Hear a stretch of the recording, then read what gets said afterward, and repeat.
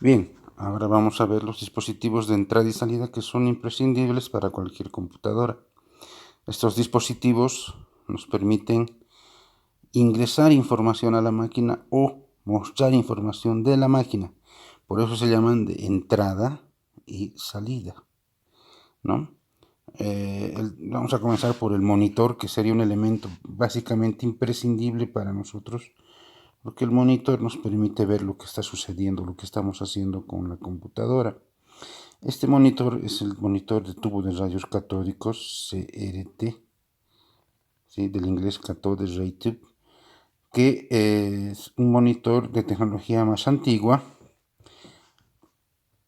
que se ha utilizado durante mucho tiempo y que por la tecnología de la época era bastante útil para nosotros. Pantallas que eran del modo VGA, Video Graphic Array, o arreglo gráfico de video, donde aquí podíamos ver textos y imágenes. O sea, este monitor ya trabajaba con el principio de los píxeles, ¿no? ¿Qué significa el píxel? Significa que yo podría dividir la pantalla en pequeñas porciones, ¿no? Donde cada porción es un píxel. Entonces, de este modo, esta pantalla ya me permitía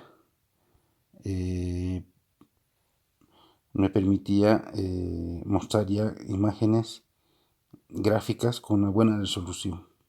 El problema de estas pantallas es que estas pantallas eran bastante grandes, eran pesadas, consumían mucha energía, ¿no? Pero eran a colores, tenían una buena resolución de colores, eran bastante, digamos, útiles para el usuario, a pesar de esas sus desventajas. Luego aparecen las pantallas planas, que podían ser LCD o LED. El LCD son pantallas de cristal líquido, o sea, pantallas que usaban la tecnología de los cristales líquidos. El problema de estas pantallas de cristal líquido es que tienen un ángulo de visión bajo, ya vamos a ver a qué se refiere eso, y el brillo tampoco era muy bueno. Ya luego aparecen las pantallas LED que mejoran esta situación, tienen un ángulo de visión mayor y tienen un mejor contraste, un mejor brillo, o sea, son mejores para el usuario, ¿no? Estas pantallas ya son más pequeñas, aunque la imagen es más grande, ocupan menos espacio y consumen menos energía. Entonces, esta tecnología es la que se está utilizando actualmente en todo el mundo. Aquí podemos ver una comparativa entre estas pantallas, ¿no? Aquí podemos ver en la imagen de la izquierda cómo está conformada una pantalla LED. Primero tenemos un panel posterior que es un reflector, es como un espejo, para que la iluminación que se genera, ¿sí?, eso pueda reflejarse aquí y salir por la pantalla hacia el usuario, de modo que el usuario no se encandile, pero tenga una imagen bastante nítida y clara. Luego viene el panel, la placa, ¿no?, donde está la matriz de LED, donde cada LED conforma un píxel, ¿no? Entonces tendríamos acá la pantalla dividida en píxeles, donde cada píxel, ¿sí?, está conformado por un LED, ¿sí? Entonces el LED va a brillar según la frecuencia que se le proporciona, ¿no? En realidad, la combinación de los colores primarios nos permite ver una infinidad de colores secundarios, y eso es lo que se consigue con los LEDs que se están manejando en esta matriz de LEDs. Luego tenemos otro panel que es el que nos da la iluminación, ¿sí?, el que nos va a generar una iluminación. El siguiente panel es un panel difusor. Este panel de acá es el difusor. El difusor lo que hace es, imagínense que este es el panel difusor, viene el rayo de luz, rebota en el difusor y la luz se expande sin distorsionarse, ¿no? Eso que nos permitirá mejorar el ángulo de visión de la pantalla. Entonces, si yo tengo una pantalla plana acá, ¿sí?, el que esté viendo de frente a la pantalla verá bien, pero otro que esté viendo de forma lateral a la pantalla, sin el difusor no podría ver la imagen correctamente. Con el difusor esa imagen se mejora. A este ángulo, ¿no?, se denomina ángulo de visión de las pantallas, ¿no? Este ángulo de visión puede ser de 100 grados, 110, 120 grados. Los monitores de última tecnología, los últimos, tienen mejores ángulos de visión y mejores contrastes, lo que permiten que sean mejores respecto a los más antiguos, que tenían ángulos de visión más cerrados, ¿no? Luego tendríamos un panel, ¿no?, que es un panel, una película de mejoramiento de brillo, ¿no?, que va a hacer que el brillo, la imagen, digamos, no sea opaca, sino más bien le va a dar nitidez a la imagen. Y por último tengo el panel de la pantalla, ¿no?, el panel LCD. Este conjunto de películas, de placas que tiene el panel, nos va a permitir generar o tener una resolución bastante buena en una pantalla, que en las pantallas generalmente las resoluciones van de lo que se conoce un K que es 1024 por 768 píxeles para arriba, ¿no?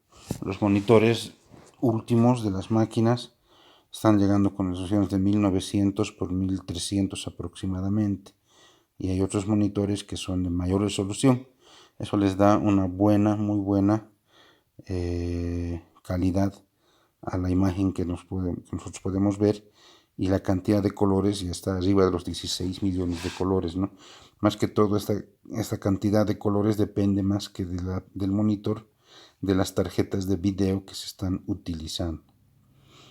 Bien, aquí a este lado, a la derecha, podemos ver un esquema básico de un monitor de tubo de rayos catódicos, ¿no?, de un CRT. Bueno, aquí el CRT básicamente lo que tiene que hacer es mandar un haz de electrones, un rayo de electrones, hacia una pantalla, que la pantalla tiene un material fotosensible, fluorescente, ¿no?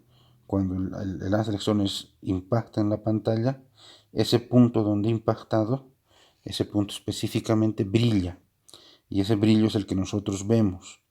Entonces, ¿cómo es que yo hago? Tenía que mandar miles de rayos de electrones para que toda la pantalla brille. Alguien dirá, entonces, para que esa pantalla esté llena, tendré que mandar miles de rayos de electrones, ¿no ve?, uno para cada píxel, de modo que toda la pantalla se prenda y yo vea toda la imagen. Pero no es así como funciona esta pantalla. Esta pantalla funciona de la siguiente manera. Imagínense que lo que yo quiero es leer un libro. ¿Cómo leo un libro? Comienzo en este punto, leo esta línea, y para leer la siguiente línea vuelvo aquí y leo la siguiente línea, y vuelvo al siguiente y hago la siguiente línea, vuelvo al principio de la siguiente línea, y así sucesivamente voy haciendo la lectura de un libro, ¿verdad? Lo que hace el haz de electrones es básicamente lo mismo. Hace un barrido de la pantalla, o sea, barre la pantalla en ese sentido, comenzando arriba a la izquierda, hacia la primera línea, hacia la derecha, luego vuelve hacia la segunda línea, la tercera línea, la cuarta línea, y al final hace toda la pantalla, pero lo hace muy, pero muy rápido. Ese término de muy rápido significa que el ojo humano no percibe que se está prendiendo un puntito de la pantalla a cada vez, más bien parecería que todo está prendido, y eso es un efecto, es un defecto, mejor dicho, de la visión del hombre, que es lenta. En cambio, este hace sones es rápido, y para nosotros esa imagen parece una imagen que se prende al mismo tiempo, cuando en realidad se está prendiendo partecita por partecita hasta formar la imagen que yo quiero. Entonces este cañón de electrones lo que hace es un barrido de la pantalla a gran velocidad. Ese barrido de la pantalla se hace a través de estas bobinas.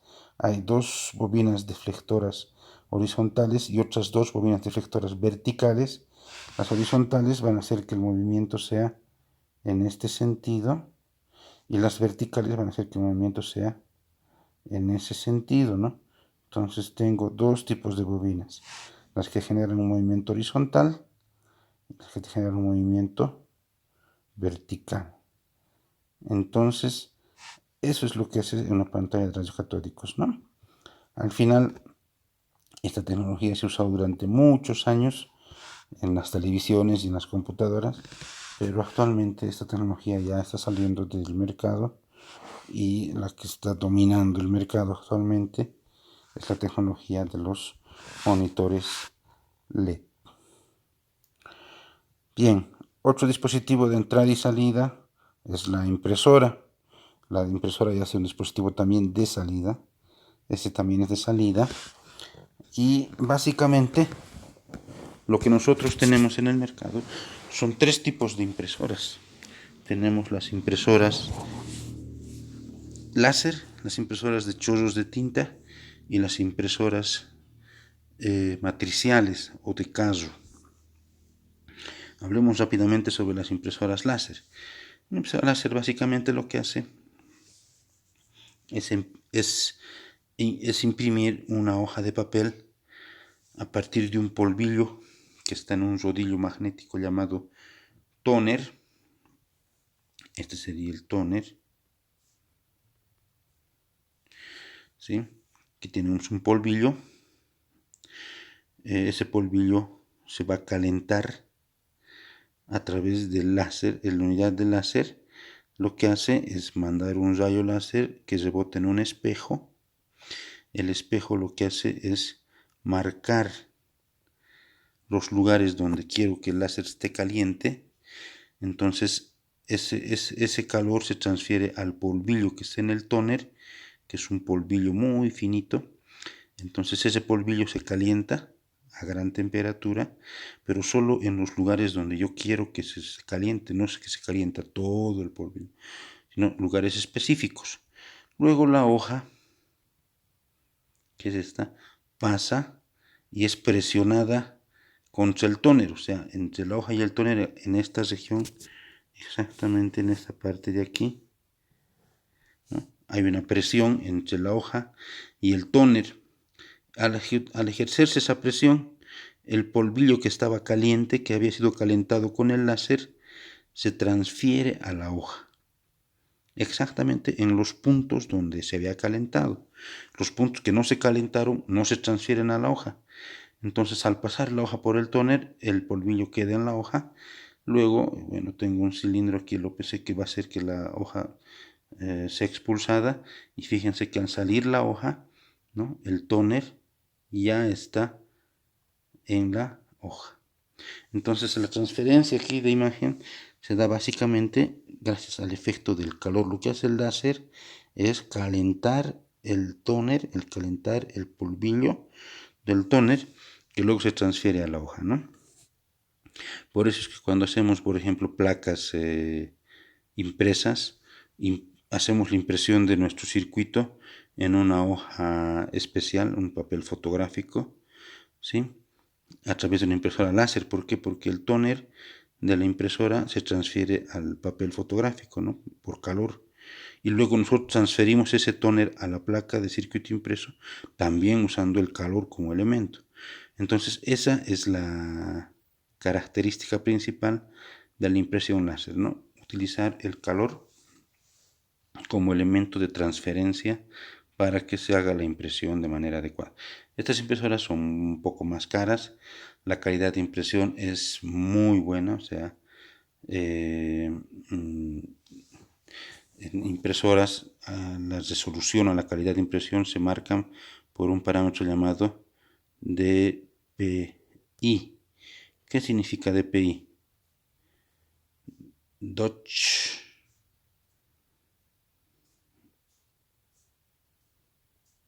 Así se escribe, vamos a volver a hacer eso.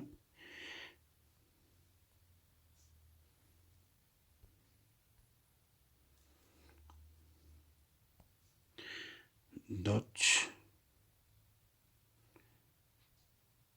per inch, lo que sería algo así como puntos por pulgada. Y las impresoras láser están entre las impresoras con mayor DPI, con mayor resolución que hay en el mercado. Otro tipo de impresoras son las impresoras de chorros de tinta. Las impresoras de chorros de tinta lo que hacen es ingresar el papel por un rodillo de entrada, ¿sí? Ese papel va a pasar por una superficie generalmente horizontal, que sería esta parte de aquí, ¿no? A través de un conjunto de rodillos que van a girar alimentando el papel. Bueno, aquí la sincronización es importante, obviamente, pero lo más importante se da en el cabezal de impresión, que sería este de acá, ¿no? Este cabezal es del tipo piezoeléctrico o cabezal térmico. Hay las dos tecnologías. Este cabezal lo que hace es escupir la tinta al papel en gotitas, pero microscópicas, muy pequeñas. Mientras más pequeñas sean las gotitas de tinta, mejor será la calidad de la impresión que se esté realizando. Entonces lo que hace este cabezal es escupir la tinta en el papel. La tinta, al ser líquida, el papel es absorbente, entonces la tinta llega al papel y es absorbido inmediatamente por la hoja. De modo que cuando tenemos la hoja a salida de la impresora, está completamente impresa y con una resolución bastante buena hoy en día para impresoras de chorros de tinta. En la imagen aquí de la derecha podemos ver, ¿no?, la diferencia entre los cabezales térmicos y los piezoeléctricos. Un cabezal térmico, sí, básicamente lo que hace es, a partir del calor, genera presión. Aquí tengo el canal, aquí seguramente vendría el cartucho de tinta, aquí estaría la tinta, ¿no? Esa tinta viene por un canal hasta la boquilla de expulsión. Aquí está una resistencia eléctrica que va a ser calentada. Al calentarse genera una presión acá, ¿no?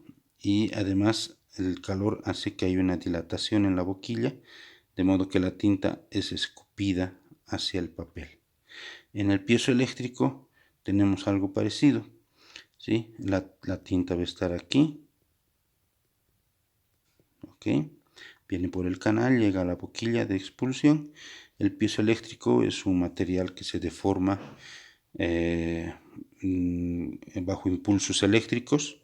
Entonces le llega el impulso eléctrico al piezoeléctrico, se deforma, genera presión en el cabezal y esa presión hace que la tinta sea escupida hacia el papel, ¿no? Este efecto de botar la tinta mediante estas microgotitas es lo que genera la impresión por chorro de tinta. Y luego tendríamos las impresoras matriciales, que son las impresoras de carro o las matriciales, que básicamente son las impresoras más antiguas que hay en el mercado. Estas impresoras no permiten hacer la impresión de gráficos, solo de textos, porque estas trabajan en base a cabezales mecánicos, que lo que hacen es activar una aguja. Pónganse que esto es el cabezal. Aquí tengo una aguja, ¿no? Esa aguja, cuando es impulsada, sale una cierta distancia, golpea la cinta de tinta color negro o azul, y esa cinta, al ser golpeada por la aguja, impacta con el papel. Esto sería el papel, ¿no? Y entonces en el papel queda marcada la tinta. Entonces, en este tipo de impresoras es difícil que se pueda hacer una impresión de un gráfico, porque son simplemente impresoras para imprimir caracteres, sean letras, sean números, sean símbolos, pero no dibujos, ¿no? Estas impresoras tienen la ventaja de que pueden imprimir grandes cantidades de papel y pueden imprimirlos inclusive con copias, ¿no? Usando un papel carbónico o un papel que tenga copia, sacamos la impresión con copias, cosa que no se puede hacer ni con las impresoras láser ni con las impresoras de tinta. En esas impresoras es difícil hacer una copia, ¿no? Tenías que imprimir dos veces, digamos. En este caso, haciendo una sola impresión, puedes sacar una o dos copias por el tipo de impresora que tenemos, ¿no? Acá podemos ver en este gráfico de acá cómo funciona la cuestión del cabezal, ¿no? Entonces tenemos la aguja, la bobina, el resorte y el escudo, que sería básicamente la carcasa. Esta aguja, una vez que es activada la bobina que genera un campo electromagnético, eso hace que la aguja sea expulsada, y al ser expulsada, ¿no?, va a salir por este escudo, va a golpear la cinta, y al golpear la cinta va a golpear el papel que está aquí y se genera un punto, ¿no? Entonces, estos cabezales no tienen una agujita, no tienen varias agujas, ¿no? Fíjense, este es un corte de un cabezal. Aquí tengo, por ejemplo, 1, 2, 3, 4, 5, 6, 7 agujas. Cuando un cabezal de estos generalmente sí tenía una matriz de agujas, ¿no? Donde yo tenía 1, 2, 3, 4, 5 por 1, 2, 3, 4, 5, 6, 7. O sea, 7 por 5 agujas. 7 por 5, ¿cuánto es? 35 agujas para imprimir una letra, un carácter. Había otras que eran de mayor tamaño, de 11 por 9, 9 por 11 si no me equivoco. Hay otras de mayor tamaño. Esas agujas, esos cabezales seguramente lo imprimían con una mejor calidad, ¿no? Más agujas, más calidad, menos agujas, menos calidad, pero el cabezal tiene esa estructura, ¿no? Lo que estamos viendo acá. Estas impresoras son antiguísimas, ya deben tener más de 40 años en el mercado, pero no salen de circulación porque son prácticas, son útiles en oficinas, se usan bastante porque pueden imprimir grandes cantidades de datos, de hojas, de manera bastante confiable, bastante económica, digamos, ¿no?, a comparación de las otras impresoras que hemos visto.